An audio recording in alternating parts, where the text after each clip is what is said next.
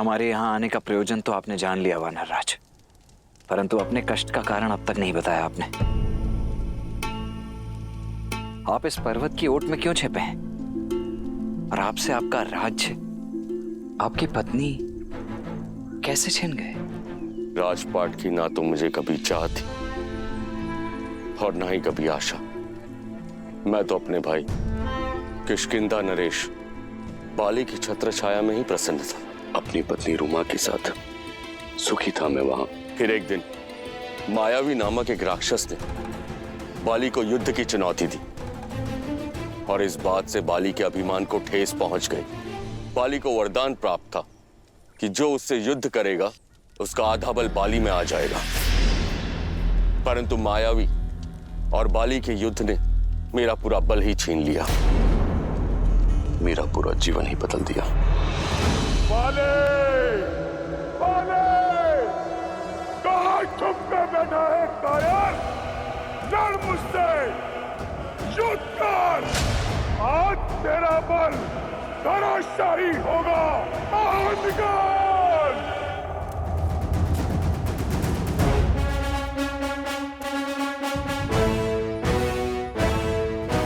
लगता है तुम्हारी मृत्यु तुम्हें मेरे द्वार तक खींच लाई है, इसलिए युद्ध के लिए ललकारा है। भागता कहां है कायर? रुक!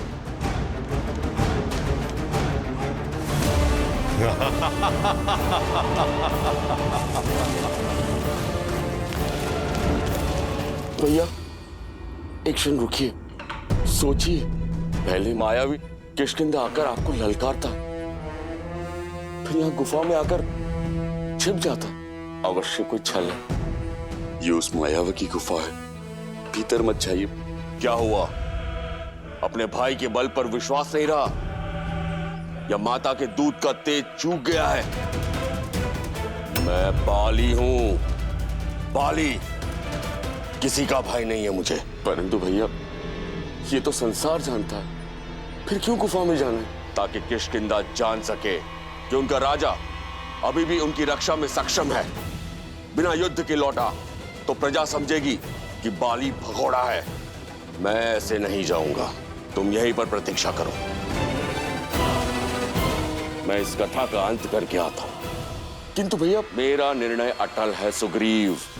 और सुनो, यदि गुफा से दूध की धारा निकलती है तो समझना कि मायावी मारा गया, क्योंकि मायावी के रक्त का रंग श्वेत होता है, और यदि रक्त बहता दिखे तो जान लेना कि इस बाली का अंत हुआ।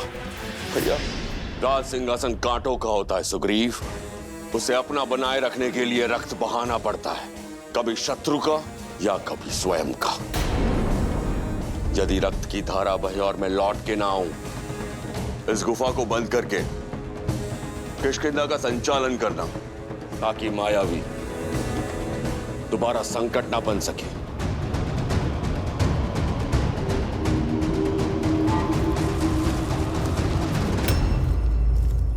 प्रहार से दिन बीते, दिन सप्ताह में बदले और सप्ताह महीनों में। मैं मन में आस लिए 1 वर्ष गुफा के बाहर बैठा रहा मैं, किंतु ना तो मायावी बाहर आया और ना ही बाली। फिर एक दिन रक्त की धारा बाहर आई।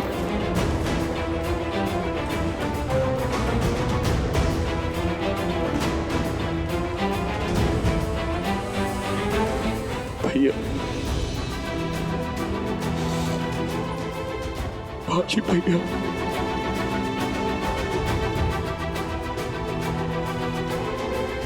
भैया!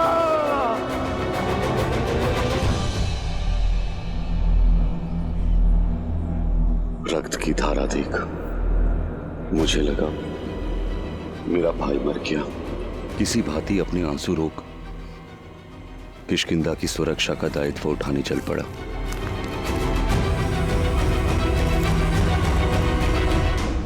मायावी के प्रकोप से राज्य को बचाने के लिए मैंने एक चट्टान से गुफा का मुख बंद कर दिया। और ये दुखद समाचार बाली की पत्नी तारा और पुत्र अंगद को सुनाने चल पड़ा।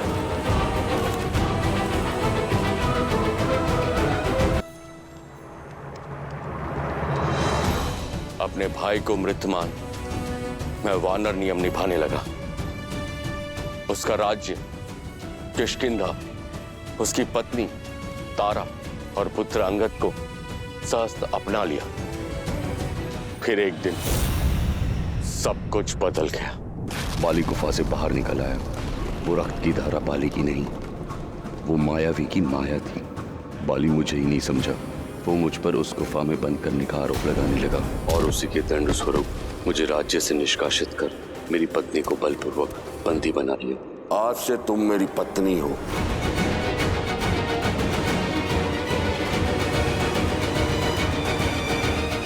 यदि आज मैं जीवित हूं तो हनुमान की सहायता और ऋषि मतंग के श्राप के कारण, जो बाली को यहां आने से रोके हुए हैं। उसे श्राप है, यदि उसने ऋषिमुख पर्वत पर अपना पैर भी रखा तो उसके सिर के 100 टुकड़े हो जाएंगे। किंतु जीवित रहने का एक दंश भी है। मुझे अपनी पत्नी का वियोग उसकी पीड़ा के आभास के साथ ही जीना है। आपके भाई ने जो आपके और आपके पत्नी के साथ किया, उसके लिए उसका केवल एक ही दंड है, मृत्यु।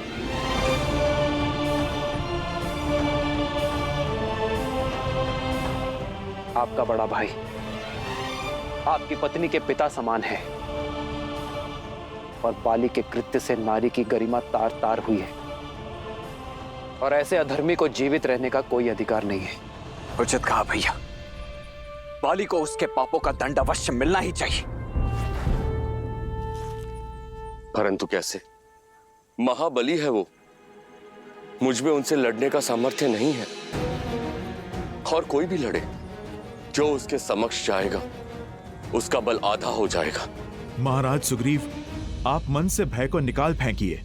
जब नौका समक्ष है तो जलधारा अवश्य पार होगी, क्योंकि मेरे प्रभु श्री राम आ गए हैं,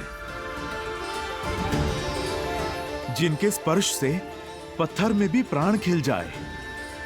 महाराज सुग्रीव, वो अवश्य ही कोई मार्ग निकालेंगे। नियति ने आप दोनों को किसी उद्देश्य से ही मिलाया है। यदि आप प्रभु श्री राम से संधि कर लें तो आप में बल भी आ जाएगा और सामर्थ्य भी। हनुमान, संधि के अपने कुछ नियम होते हैं।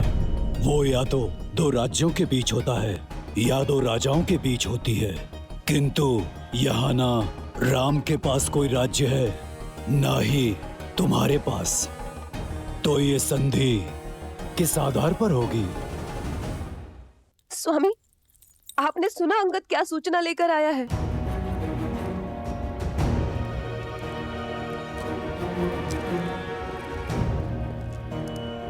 अंगद, राम और उनके भाई लक्ष्मण को सुग्रीव से मिलते देखा गया है। स्वामी, यदि उनकी संधि हुई तो आपके ऊपर संकट की तलवार मंडराना निश्चित है। स्त्री हो ना, राय का पर्वत बनाने का गुण तो प्रकृति ने दिया है तुम्हें। रोको, अपने विचारों को रोको तारा। महाबली हूं मैं, इस ब्रह्मांड का सबसे शक्तिशाली जीव हूं मैं। और तुम कहती हो कि मुझे सुग्रीव से संकट है, जो मुझसे भयभीत होकर ऋषिमुख पर्वत पर जाकर छुपा है। मुझे उन वनवासियों से क्या संकट, जो स्वयं अपने राज्य से निष्कासित कर दिए गए हैं, जिनके पैरों में कांटों से बचने के लिए पादुकाएं नहीं है, वो मेरे मार्ग का कांटा क्या बनेंगे?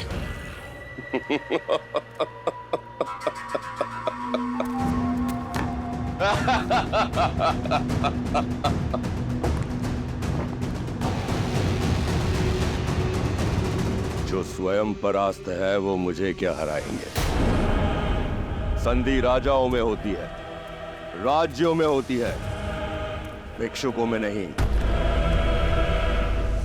एक किष्किंधा से खदेड़ा हुआ भगोड़ा और दूसरा अयोध्या से निष्कासित किया हुआ वनवासी। उसके पास ना तो कोई राज्य है और ना राजा कहने वाली प्रजा। क्या बिगाड़ेगी उसकी संधि मेरा?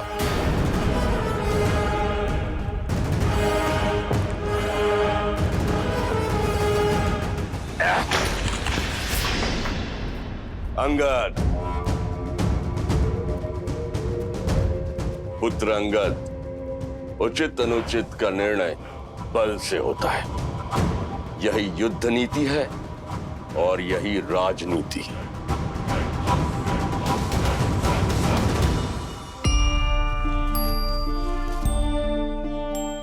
महाराज सुग्रीव, राज्य का धर्म है प्रजा की रक्षा, और सेना होती है धन रक्षा की शक्ति। परंतु ये गुण एक और भाव में है, मित्रता। मित्रता का तो धर्म है संसार की रक्षा करना, और मित्रता से बड़ी कोई शक्ति नहीं होती है मित्र। इसीलिए इस संधि की नींव हम अपनी मित्रता पर रखेंगे।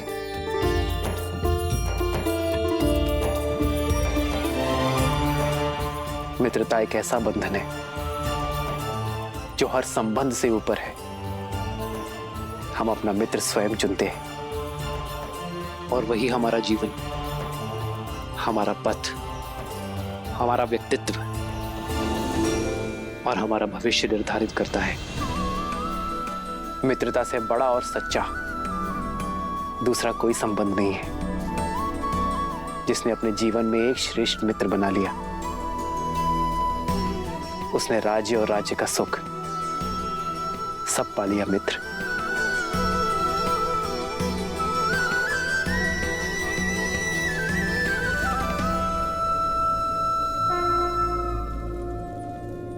मैं महाराज दशरथ का पुत्र, रघुवंशी राम ये प्रण लेता हूं कि अपने मित्र सुग्रीव को उसका राज, उसकी पत्नी और उसका सम्मान अवश्य लौटाऊंगा, और बाली को मृत्यु दंड देकर उसके पापों का अंत करूंगा।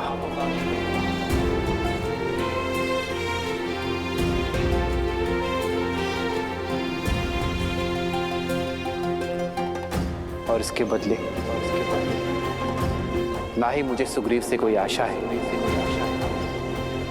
और ना ही कोई मांग। प्रभु श्री राम की जय, प्रभु श्री राम की जय।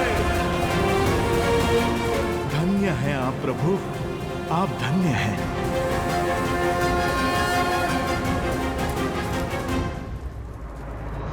मैं सुग्रीव ये प्रण लेता हूं कि मैं श्री राम की मित्रता का मान रखूंगा। श्री राम को देवी सीता तक पहुंचने के लिए आकाश पाताल एक कर दूंगा। देवी सीता को रावण के चंगुल से मुक्त कराने के लिए अपना सारा बल और ज्ञान अर्पित कर दूंगा।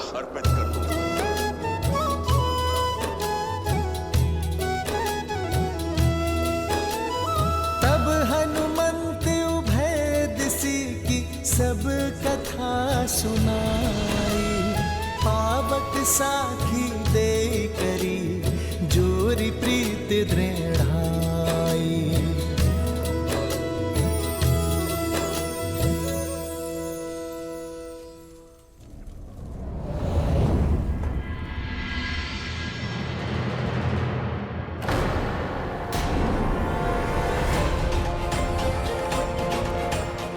ये क्या हुआ? ये लंकेश के पास से सुरक्षित कैसे आ गई? क्या रहस्य हो सकता है इसका? इस कक्ष में जाने वाला और महाबली लंकेश के साथ शास्त्रार्थ करने वाला कभी सर उठा के वापस नहीं आया, और तुम? हमें अनदेखा मत करो सीता, हमारे प्रश्नों का उत्तर दो।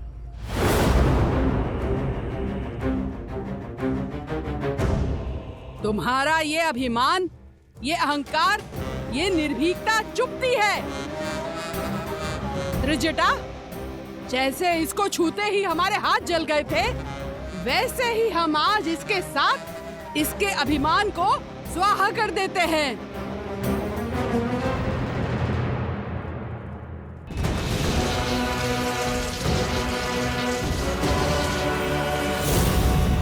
कहो, आज से तुम हमारी कही हुई बात सदैव मानोगी। वचन दो, अन्यथा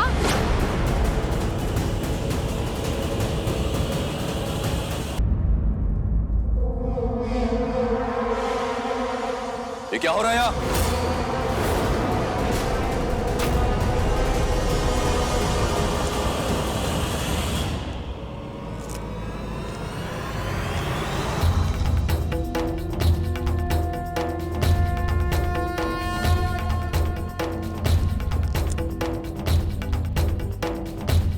विष्णु तिलक,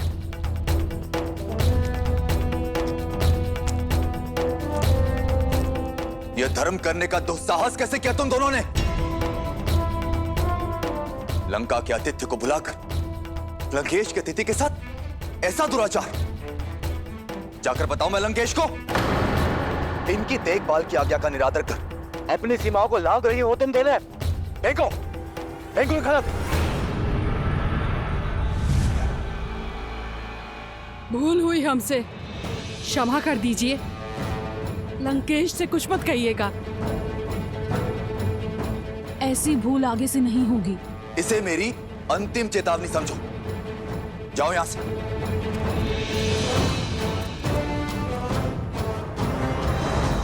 देवी, इनकी ओर से मैं आपसे क्षमा मांगता हूं। मैं लंकेश का अनुज विभीषण हूं। आपको जो कष्ट हुआ उसके लिए क्षमा प्रार्थी हूं।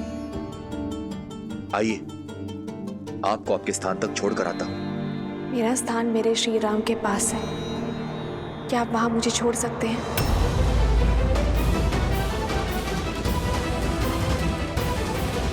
आपकी पीड़ा आपसे मेरी हुई मित्र, इसलिए बिना एक पल व्यर्थ किए अपना राज और अपनी पत्नी को पुनः पाने का मार्ग प्रशस्त कीजिए। कैसा मार्ग?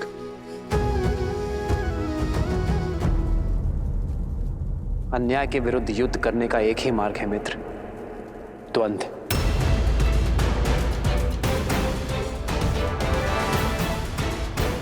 आप बाली को द्वंद्व युद्ध के लिए चुनौती देंगे। क्या? बाली से युद्ध?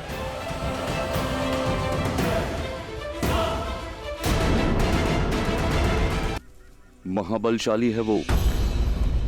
मैं बाली को मारना तो दूर, उसके सामने कुछ पल तक टिक नहीं सकता। यदि मैं उसको युद्ध में परास्त कर सकता तो यहां भगोड़ों की भांति मैं छिपता क्यों? मुझे आशा नहीं थी कि आप मुझे आत्महत्या का मार्ग सुझाएंगे। श्री राम, आपने मुझे बाली के वध का वचन दिया है और यहां तो आप उसके हाथों मेरा ही वध करवाने लगे। मुझे मेरा वचन स्मरण है मित्र, किंतु आप अपनी आत्मशक्ति को भुला चुके हैं। कहां है वो सुग्रीव जो बाली की अनुपस्थिति में समस्त किष्किंधा को संभालता था? मित्र केवल उसकी सहायता करते हैं जो संघर्ष से भागते नहीं बल्कि उसमें भाग लेते हैं। ये युद्ध आपका है मित्र, और जो अपना युद्ध स्वयं नहीं लड़ते उसका हाथ तो नारायण भी नहीं थामते। इसलिए पहला पग बढ़ाएं, बाली को युद्ध के लिए चुनौती दें और रघुकुल के वंशज के वचन का पालन उन्हीं पर छोड़ दें।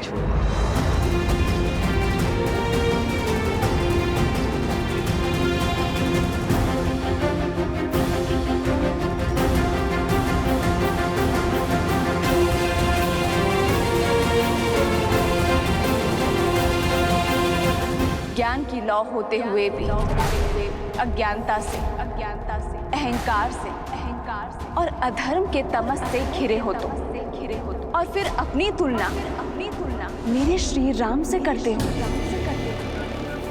यहाँ काल तांडव करेगा रावण। लौटा दो मुझे मेरे श्री राम को, क्षमा मांग लो उनसे, वो तुम्हें जीवन दान अवश्य देंगे।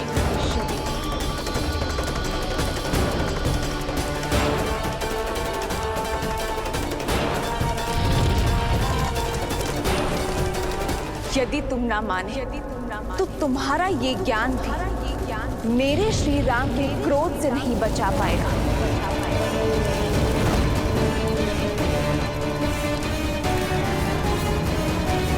उल्टी गिनती आरंभ कर दो रावण, क्योंकि मेरे श्री राम आ रहे हैं। मैं लंकेश दशानन रावण ये शपथ लेता हूं, एक दिन सीता मेरी अवश्य होगी। क्षमा करें मुझे, परंतु जो ज्ञान मुझे सीता नहीं दिला सकता, वो ज्ञान मेरे किसी काम का नहीं।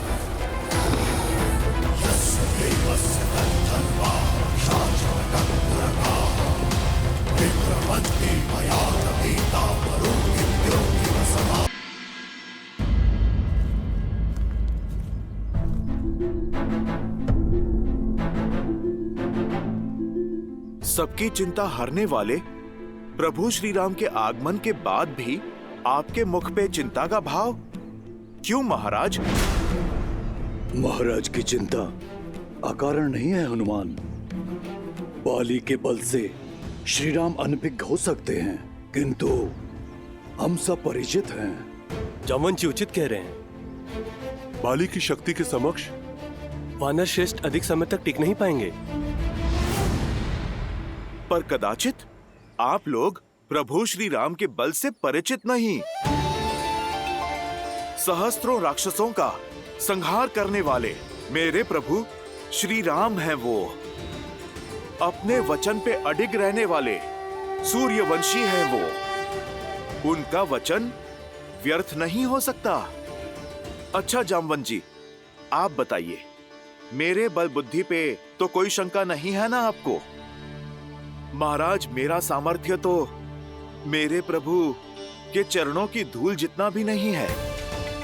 मेरी शक्ति का स्रोत मेरे प्रभु श्री राम की भक्ति ही तो है, जिनकी कृपा से मैं बली हूं। उनके बल पे संदेह उचित नहीं महाराज। हनुमान, तुम्हारी शक्ति और भक्ति दोनों पर स्वयं से अधिक विश्वास है मुझे, किंतु मेरी शंका का कारण बाली का असमित बल है। वो बाली जिसके नाम से तीनों लोग थर थर कांपते हैं। सहस्त्र बाहु को पराजित करने वाला, बड़े बड़े राक्षसों का नाश करने वाला है बाली। उससे युद्ध करने वाले की आदि शक्ति हर लेता है बाली। इस प्रकार वो अपने हर शत्रु से अधिक बलशाली। भला श्री राम और लक्ष्मण जैसे युवा योद्धा कैसे युद्ध कर पाएंगे उनसे? उनका सामना कैसे कर पाएंगे? मेरे भैया श्री राम के सामर्थ्य पर प्रश्न चिन्ह उठाने से पूर्व एक बार भी आपने नहीं सोचा कि उसके पश्चात आप मेरा सामना कैसे करेंगे? मेरे भैया राम ने आपकी ओर तो बिना किसी लोभ के मित्रता का हाथ बढ़ाया। उन्होंने तो संदेह नहीं किया आपके बल पर। मित्रता जैसे पवित्र संबंध की नींव यदि विश्वास पर न रखी जा सके तो उसका धराशायी होना निश्चित है। यदि मेरे भैया श्री राम ने कहा है कि बाली का वध करने में वो आपकी सहायता करेंगे, तो अब तो नियति भी उनके मार्ग का कांटा नहीं बन सकती है। क्षमा चाहता हूं लक्ष्मण, किंतु मेरी शंका व्यर्थ नहीं है। श्री राम मुझे बाली से द्वंद्व करने के लिए कह रहे हैं। मुझसे बहुत शक्तिशाली है वो, मैं उसे कभी हरा नहीं पाऊंगा। और यदि श्री राम बाली को मारने में असमर्थ रहे तो मैं मृत्यु को प्राप्त करूंगा और सदा के लिए बाली के पाश में बंधने का विष मेरी पत्नी को पीना होगा। और यही नहीं, मेरे अपनों का क्या होगा? जिनका जन्म ही संसार की पीड़ा हरने के लिए हुआ हो, उन मेरे भैया राम की उपस्थिति में ऐसा हो जाए, ये संभव नहीं है वानर राज। लक्ष्मण,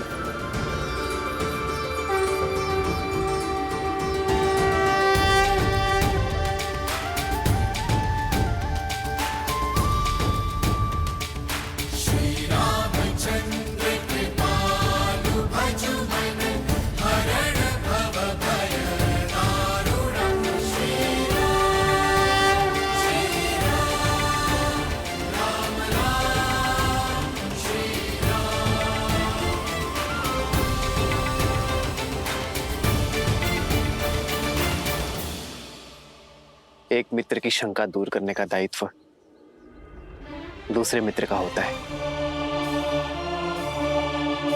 और शंका धमकाकर नहीं, समझाकर दूर की जाती है।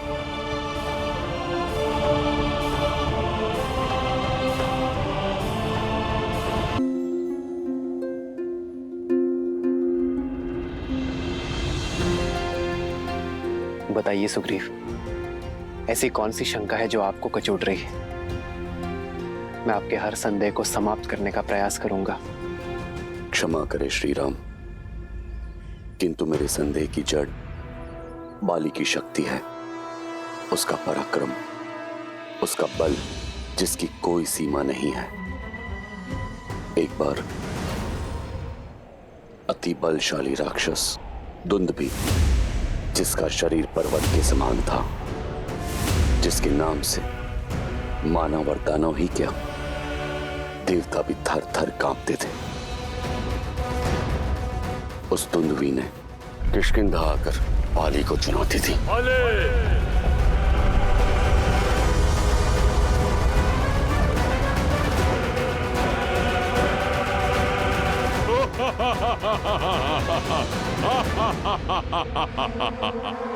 तो तू है बाली, तेरा यहाँ आना व्यर्थ हुआ। सुना था तू तो बहुत बड़ा बलशाली है, पर तुझे देख के लगता है तुझे युद्ध के लिए ललकारना ही मेरा अपमान है। आओ युद्ध करो, सत्य और मिथ्या दोनों का ही बोध हो जाएगा तुम्हें।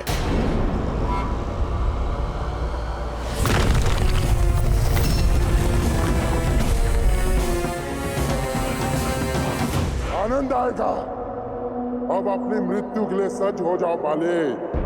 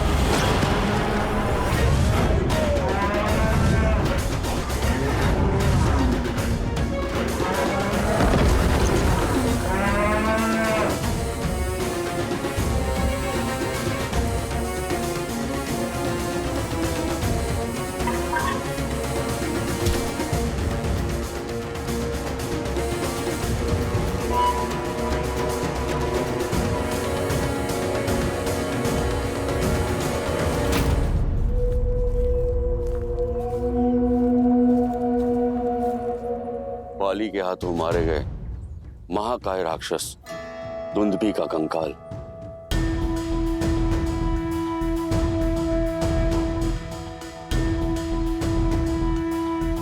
बरसों से आज भी इस ऋषिमुख पर्वत पर पड़ा है। आज तक किसी में इतना साहस, इतना सामर्थ्य नहीं कि इसे लेश मात्र भी हिला पाए। ना अकेले ना समूह में। सोचिए, जिसके कंकाल में इतना बल हो वो दुंदुभी कितना शक्तिशाली होगा, और उस दुंदुभी को उठाकर योजनों दूर तक फेंक देने वाले बाली किस बल का स्वामी होगा। महाराज, आप मेरे प्रभु पर विश्वास रखिए, वो आपकी हर एक समस्या का निवारण करेंगे।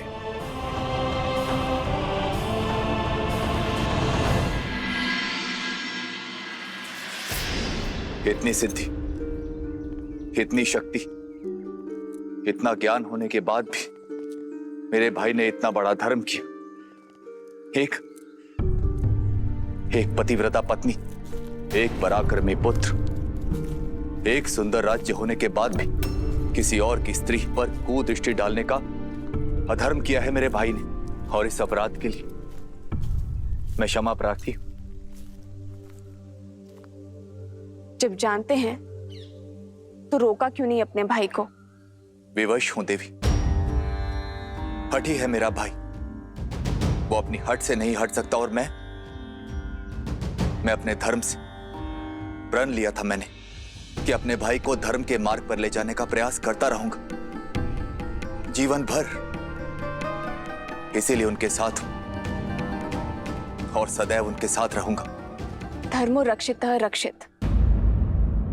आप चले थे अपने भाई का हाथ पकड़कर धर्म के मार्ग पर ले जाने, पर उनका हाथ पकड़कर कहीं स्वयं अधर्म के मार्ग पे तो नहीं निकल गए? कहीं ना कहीं आपके चयन का मार्ग दूषित तो नहीं हो गया है? क्योंकि धर्म सदा न्याय के साथ खड़ा होता है, अन्याय की ओट में नहीं। आपका आपके भाई का साथ देना आपका धर्म नहीं, भय से उपजी विवशता है, और ये विवशता आपके भाई की रक्षा नहीं, उनका नाश करेगी। देवी, मेरे हृदय में केवल सत्य का वास है। मैं जानता हूं कि मेरा भाई अधर्मी है, किंतु सत्य का हृदय में नहीं, आचरण में स्थान देना चाहिए।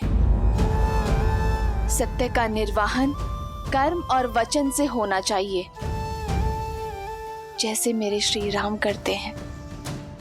सत्य का बोध होते हुए भी अपने भाई के अन्याय का समर्थन कर रहे हैं आप, तो आप भी मेरे दोषी हुए ना।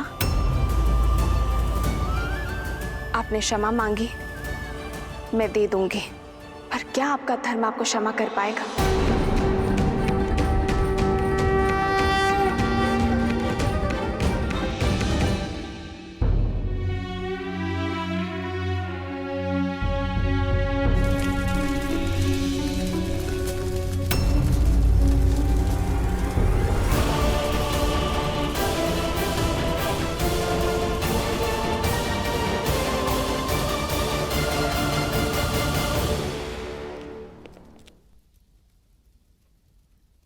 प्रणाम माता। मेघनाथ, इन जलते दीपकों ने तो मंदिर की शोभा और बढ़ा दी। अग्नि में बहुत शक्ति होती है पुत्र। जब अग्नि दीपक को जलाती है तो संसार में प्रकाश फैलता है, किंतु जब भी अग्नि ज्ञान को ही जला दे तो जग में केवल अंधकार फैलता है, केवल अंधकार। आपकी बातों में मुझे चिंता की परछाई दिखाई दे रही है। परछाई उस विनाश की है जो लंका को लील जाने वाली है पुत्र। सीता को पाने के मद में चूर तुम्हारे पिताश्री ने अपनी पुस्तकों, अपने ज्ञान के स्रोत को आज भस्म कर दिया है मेघनाथ। ज्ञान हर सभ्यता, हर साम्राज्य का आधार होता है और ज्ञान का भस्म होना आने वाले अंधकार और अशुभ की चेतावनी है। माता, अब चिंता क्यों करती हैं? पिताश्री है ना, वो लंका पर कभी कोई आंच नहीं आने देंगे। सूर्य है वो, जिनके प्रकाश को कभी कोई चुनौती नहीं दे सकता। देर तक अगर सूर्य को देखते रहोगे ना पुत्र, तो कुछ और देखने के योग्य नहीं बचेंगी आपकी आंखें। अपने पितृ भक्ति में इतने अंधे ना हो जाओ कि सत्य और असत्य का भेद ना कर सको।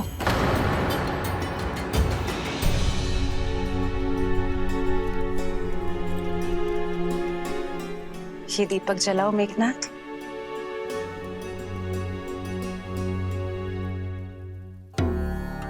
अग्नि से बाती भस्म हो जानी चाहिए, परंतु हुई नहीं। क्योंकि पहले दीपक के भीतर का तेल जलेगा माता, बाती नहीं। यही मैं तुम्हें समझाना चाहती हूँ पुत्र। अग्नि बाती पकड़ती है, पर पहले तेल जलता है। सारा तेल भस्म होने के बाद बाती राख बन जाती है।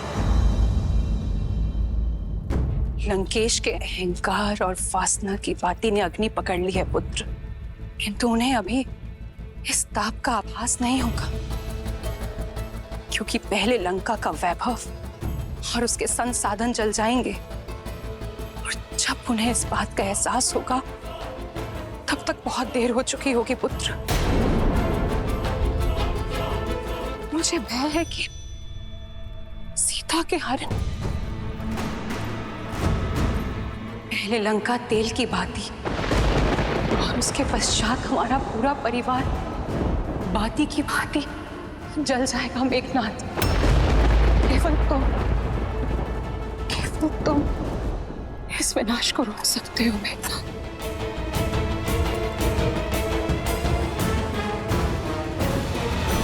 एक कंकाल तो धूमिल हो जाना चाहिए था, परंतु इतनी ऋतुओं के पश्चात भी ये ज्यों के त्यों पड़ा है।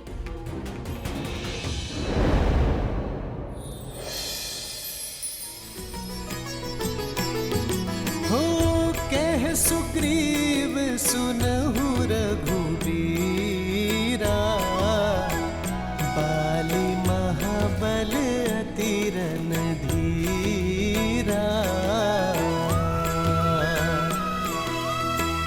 दुंदुभि अस्ति ताल देख राए, बिनु प्रयास रघुनाथ ठाए।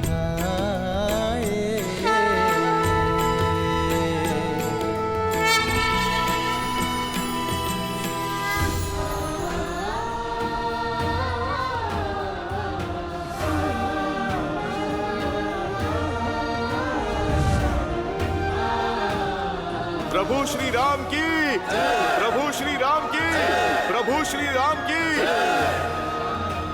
कहिए वानर राज, अब तो आपकी शंका समाप्त हो गई ना?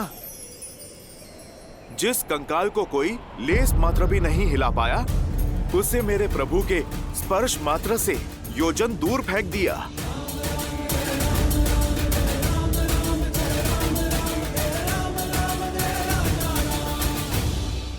प्रतीत होता है कि आपकी चिंता और भी बड़ी है मित्र। आपके बाहुबल का परिचय मुझे तो मिल गया, किंतु बाली के बल से आप अभी भी अपरिचित हैं। धनुर्विद्या में पारंगत है वो, इतना तीव्र है वो कि युद्ध भूमि में प्रतीत होता है जैसे बाली 10 दिशाओं से एक साथ प्रहार कर रहा है।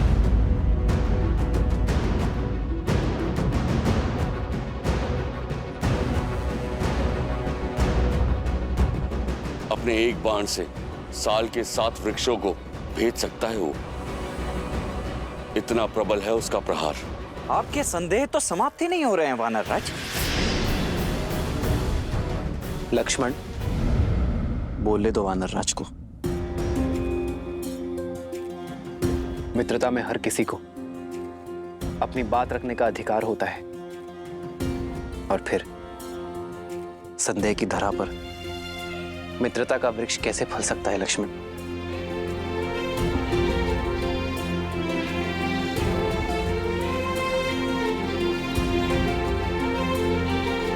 मैं आपके इस संदेह का अंत करने के लिए भी सजग हूं मित्र।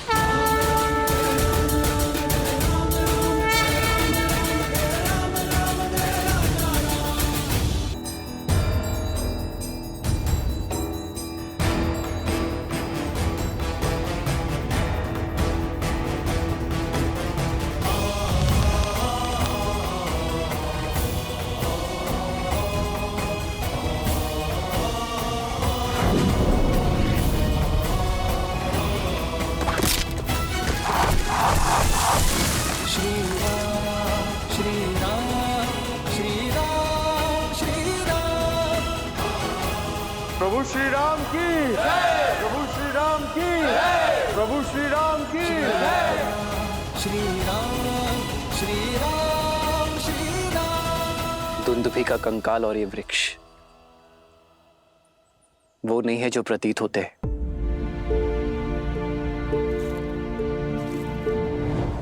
ये तो बाली के प्रति आपके भीतर छिपा भय है मित्र। भय एक व्यसन, एक बुरी आदत है और व्यसन छोटे प्रयासों से दूर नहीं होती मित्र। उसे दूर करने के लिए एक बड़े प्रहार की आवश्यकता होती है। बाली आपके मन का भय है, उसे इसी की भांति एक बड़े प्रहार से दूर करना होगा। विजय अवश्य आपकी होगी। यदि आपके मन में अब भी कोई संदेह है तो मुझे बताइए मित्र। मुझे क्षमा कर दो श्री राम। आप पे संदेह करने का मैंने महापाप किया। उठिए मित्र। ये आप क्या कर रहे हैं? जो हमारा संबंध है उसमें कोई छोटा या बड़ा नहीं होता। मुझे तो प्रसन्नता इस बात की है कि मैं आपके संदेह का अंत कर पाया। अब कल आप बाली को युद्ध की चुनौती देंगे।